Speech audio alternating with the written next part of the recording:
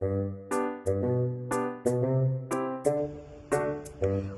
upon a time, there was a small grape named Pippin. Hello everyone! I'm Pippin the Grape. Are there other things purple like me? Let's find out! First, Pippin rolls into a garden.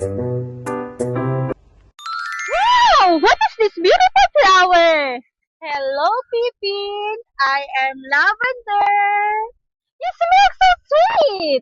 Your petals are like my tummy! Yes, we must! Wow! You are so big! Hello, little grape!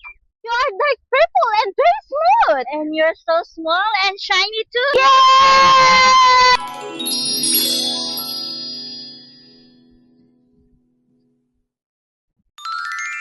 Wow! Look at your wings!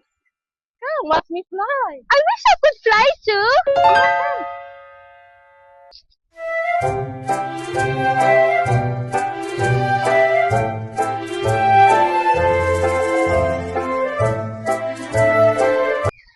Wow! What is this?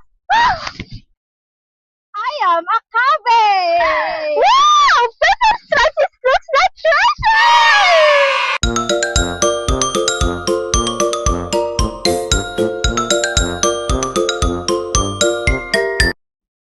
You look so soft! Come, where's a little bit? This is the perfect place for a nap! Yeah, come, where's a little bit?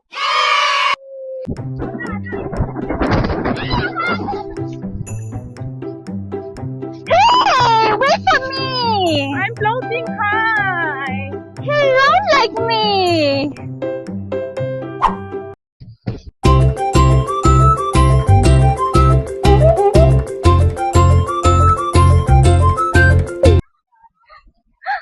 A purple crayon! Let's draw!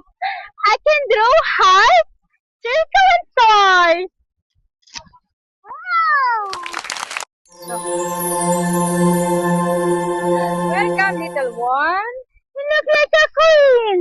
I am the queen of the garden.